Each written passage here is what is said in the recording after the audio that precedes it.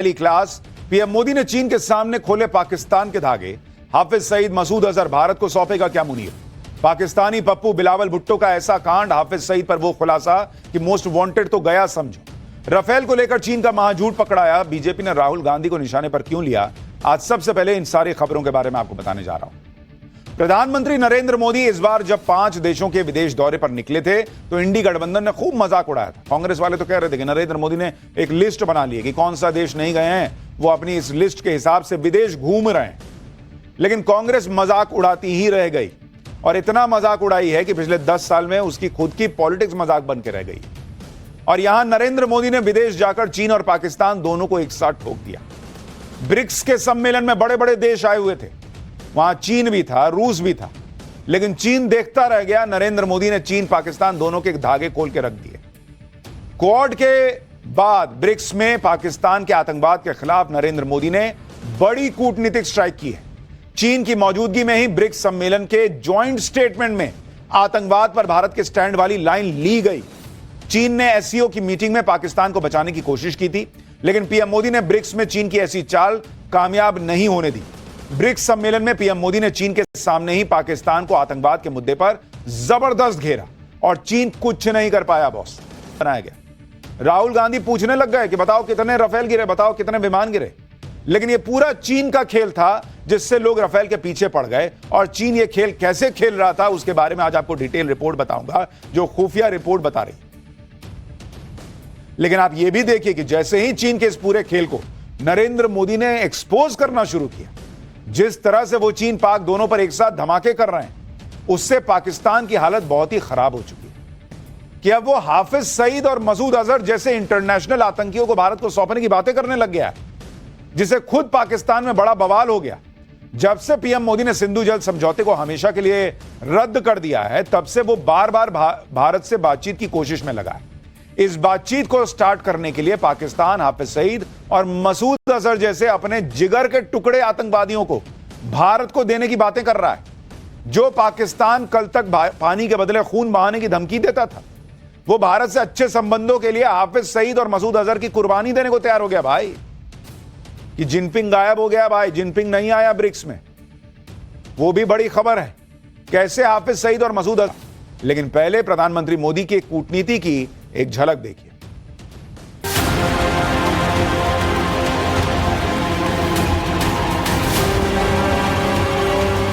सुख चैन की जिंदगी जियो, रोटी खाओ, वरना मेरी गोली तो है ही।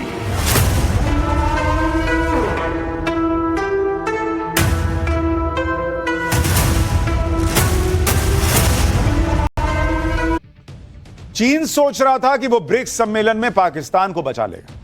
अरे बॉस, ये नया भारत है, ये नरेंद्र मोदी हैं, पाकिस्तान को बख्शने के मूड में है ही नहीं।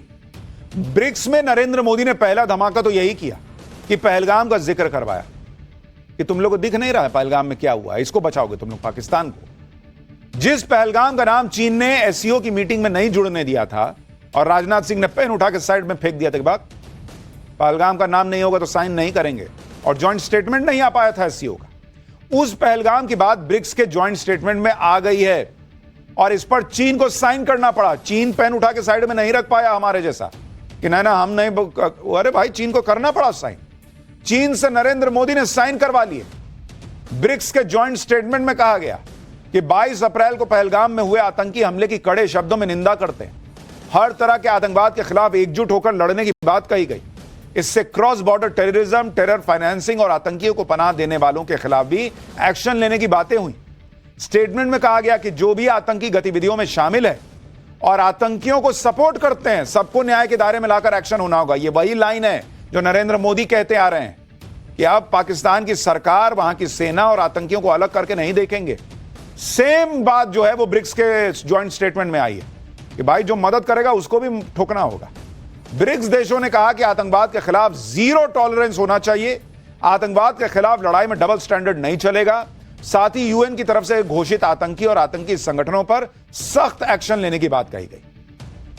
यानी ज्वाइंट स्टेटमेंट तो ब्रिक्स का था, चाइना सामने बैठा हुआ था, लेकिन चल वहां नरेंद्र मोदी की रही थी, भारत की रही थी। जो हम कह रहे हैं वही होगा।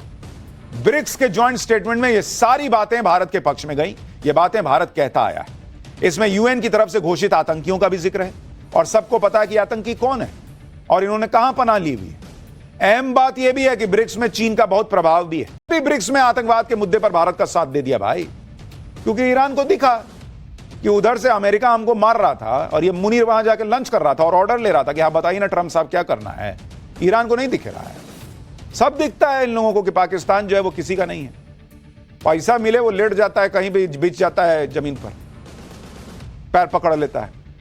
ब्रिक्स सम्मेलन से ही पीएम मोदी ने चीन को भी समझा दिया कि आतंकवाद पर पाकिस्तान को जो साइलेंट सपोर्ट कर रहे हो ना, वो हम देख रहे हैं, भारत की कड़ी नजर है उस पर और ये ज्यादा चलने नहीं देंगे हम लोग। ब्रिक्स सम्मेलन में पीएम मोदी ने आतंकवाद के खिलाफ एकदम सख्त स्टैंड लेते हुए कहा कि आतंकवाद पर दोहरा रवैया नहीं चलेगा। आतंकियों पर प्रतिबंध लगाने में हिचकना नहीं चाहिए भाई, आतंकी है बैन करो उसको। आतंकवाद के पीड़ित और गुनहगारों को एक तराजू पे कैसे रखोगे तुम भाई? पर्सनल या पॉलिटिकल फायदे के लिए आतंकवाद पर कोई भी साइलेंट सपोर्ट मंजूर नहीं होगा। आतंकवाद से लड़ने के लिए ब्रिक्स देशों को क्लियर और एकजुटता वाला स्टैंड लेना चाहिए। यानी नरेंद्र मोदी ने कह दिया भाई कि तुम पाकिस्तान को जो है वो भीख दे दे के वहां अपना रोड बना लो, इंफ्रास्ट्रक्चर बना लो और फिर पाकिस्तान को बचाओ, ये नहीं चलेगा। अगर चीन को यह बात समझ आए तो ठीक है, लेकिन ऐसा लगता नहीं कि चीन इतनी जल्द सुधरेगा। ऑपरेशन सिंदूर के दौरान भी चीन ने पर्दे के पीछे से पाकिस्तान को सपोर्ट और इंटेलिजेंस इनपुट देकर जो खेला किया था उसका खुलासा सेना ऑलरेडी कर चुकी है कि वहां से वो चीन बता रहा था अपने सैटेलाइट से देख देख के कि देखो भारत मारने वाला। सबसे बड़ी बात तो यह कि चीन इतना बताता रहा फिर भी भारत मारता रहा, तो तुम्हारे बचाने से क्या हो गया? तुम्हारा ना हथियार चलाना पाकिस्तान रोक पाया हमको। अब चीन की और चोरी पकड़ी गई। अब खुलासा यह हुआ है कि ऑपरेशन सिंदूर के दौरान चीन ने जानबूझकर भारत के खिलाफ फेक न्यूज फैलाई। खबर है कि चीन ने जानबूझकर फ्रांस के फाइटर जेट राफेल की इमेज को बर्बाद करने के लिए उसके खिलाफ एक कैंपेन चलाया। ऑपरेशन सिंदूर के दौरान पाकिस्तान ने भारत के 3 राफेल जेट गिराने का दावा ठोक दिया। इसी दावे को चीन ने हवा दी और राफेल की परफॉर्मेंस पर सवाल उठाते हुए ऑनलाइन कैंपेन चला दिया झूठा। इस कैंपेन में वायरल पोस्ट, राफेल के गिरने की फर्जी तस्वीरें, एआई जनरेटेड कंटेंट और गेम चलता है, वीडियो गेम, उसके वीडियो डाल डाल के बता दिए ये लोग सोशल मीडिया पे कि देखो राफेल गिर गया और उसको असली की तरह दिखा दिया। ऑपरेशन सिंदूर के दौरान चीन के हथियारों की वाहवाही करने के लिए भी 1000 से ज्यादा सोशल मीडिया अकाउंट खोलेगा। चीन के इस कैंपेन का असर यह हुआ कि भारत में कई लोग पाकिस्तान के झूठ के झांसे में आ गए। लेकिन भारत में राफेल पर हुई राजनीति की बात तो आगे करूंगा, अभी चीन की बात जरूरी है, जिसके फेक न्यूज की फैक्ट्री का भंडाफोड़ फ्रांस के जरिए उन देशों को राफेल खरीदने से रोकने की कोशिश की जिन्होंने फ्रांस को राफेल का ऑर्डर दे दिया था या ऑर्डर देने की सोच रहे थे। आप सोच रहे हैं कितना पर्दे के पीछे गेम चलता है। ये आर्म्स लॉबी काम करती है भैया, बहुत अथाह पैसा है इनके पास, ये लोग खेल करते हैं।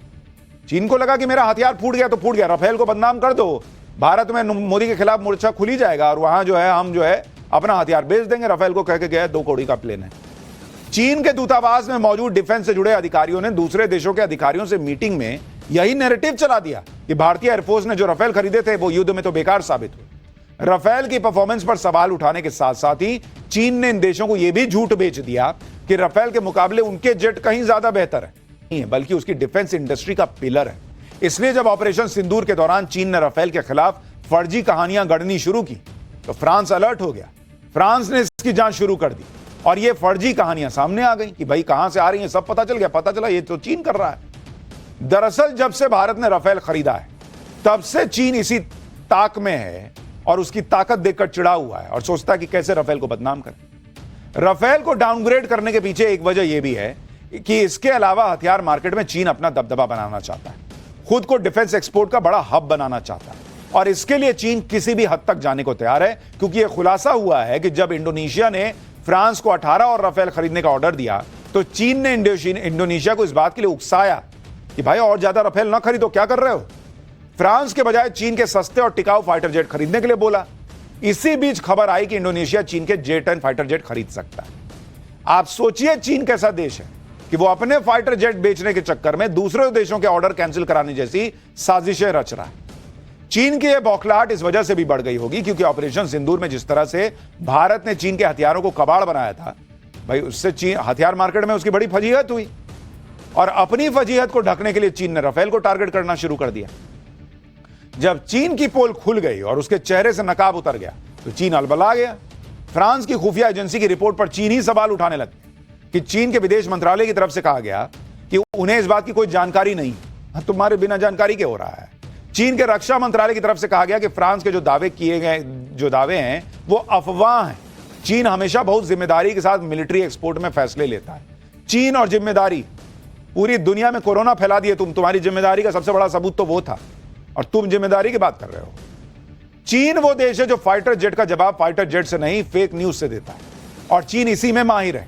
राफेल के खिलाफ चीन ने जो फर्जी कहानियां चलाई, उस पर भारत में भी कई लोगों ने यकीन कर लिया। आज जब यह खुलासा हुआ कि राफेल के खिलाफ अफवाह फैलाने के पीछे चीन था, तो इस खुलासे के बाद बीजेपी ने राहुल गांधी को घेर लिया। बीजेपी कह रही है कि चीन के मिलिट्री टेक के प्रति राहुल गांधी का अजीब जुनून है। कई बार राहुल गांधी संसद के अंदर और बाहर दोनों जगह चीन के मिलिट्री हार्डवेयर के पक्ष में बोलते आए। साल 2021 में लोकसभा के अंदर उन्होंने यह पूछा था कि भारतीय force Chinese style surveillance drone का इस्तेमाल क्यों नहीं करती। राहुल गांधी ने लद्दाख स्टैंड ऑफ के दौरान चीन की सेना की रणनीति की तारीफ की थी। साल 2023 में लंदन में राहुल गांधी ने यह दावा किया था कि चीन टेक्नोलॉजी की रेस में जीत रहा है, और राहुल गांधी ने इस बात पर जोर दिया था कि भारत को भी चीन के मिलिट्री इनोवेशन से सीखना चाहिए। साल 2022 में बंद कमरे में डिफेंस एक्सपर्ट से चर्चा के दौरान राहुल गांधी ने बॉर्डर पर चीन की तरह की टैक्टिकल ड्रोन्स के डिप्लॉयमेंट पर भी जोर दिया था। चाहे भारत की सशस्त्र सेनाओं को कमजोर करना हो या दुश्मन के मॉडल को बढ़ा चढ़ाकर पेश करना हो, राहुल गांधी देशभक्ति के मामले में गलत पक्ष की तरफ खड़े होने में माहिर हैं, यह बीजेपी कह रही है। एक हफ्ते में यह दूसरा मौका है जब चीन के चेहरे से नकाब उतर गया। लेकिन सवाल बीजेपी भी पूछ रही है, भाई, कि राहुल गांधी का स्क्रिप्ट क्यों मैच करता है चीन से।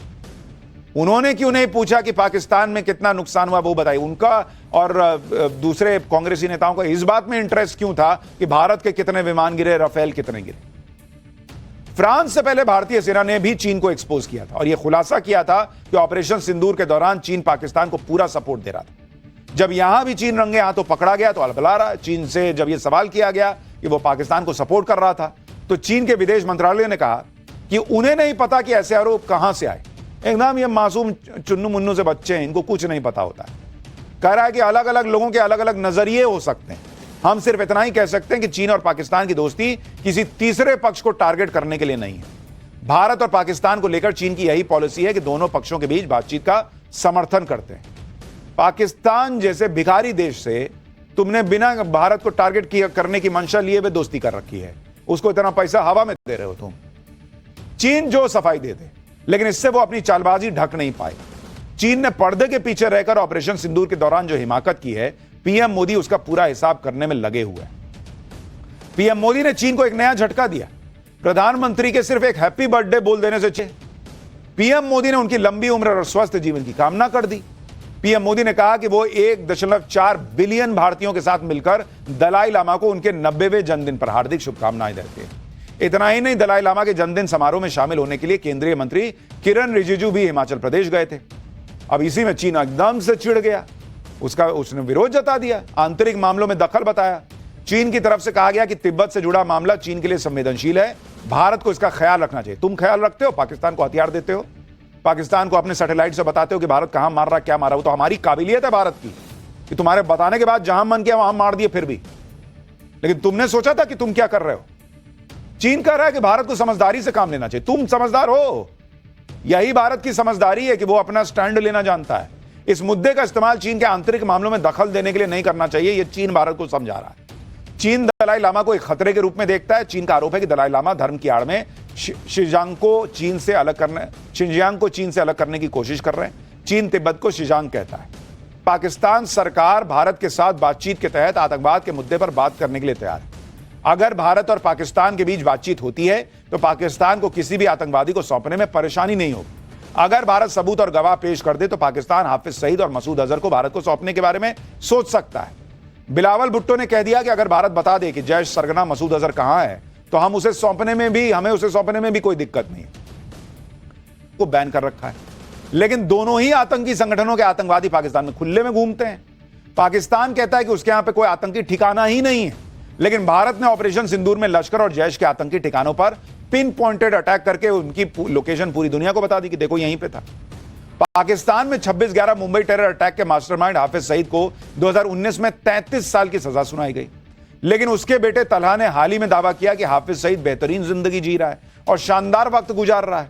पाकिस्तान पीपल्स पार्टी यानी पीपीपी पाकिस्तान की गठबंधन सरकार में शामिल है। पीपीपी के समर्थन के बगैर शहबाज सरकार सत्ता में रह नहीं सकती। पीपीपी पाकिस्तान के दो प्रांतों सिंध और बलूचिस्तान में सरकार चला रही है। बिलावल के पिता आसिफ अली जरदारी पाकिस्तान के राष्ट्रपति हैं। इतना ही नहीं, भारत कह चुके हैं कि पाकिस्तान से जब भी बातचीत होगी आतंकवाद के मुद्दे पे होगी। पाकिस्तान को अगर बात करनी है तो सबसे पहले हाफिज सईद और मसूद अजहर जैसे आतंकियों को भारत को हवाले करो। और मोदी ने दो टूक कह रखा है कि अब भारत के लोगों का खून और सिंधु नदी में पानी एक साथ तो बहेगा नहीं। यही वजह है कि अब पाकिस्तान घुटनों पर है। बिलावल भुट्टो धमकी देने की बजाय तालिबान सरकार को लगता है कि आतंकी मसूद अजहर के अफगानिस्तान में छिपे होने की अफवाह फैलाई जा रही है। पाकिस्तान चाहता है कि भारत और अफगानिस्तान के बीच दरार पैदा की जाए। तालिबान सरकार के मुताबिक यह वैसे ही है जैसे ओसामा बिन लादेन पाकिस्तान में छिपा था और उसे अमेरिका अफगानिस्तान में ढूंढ रहा था।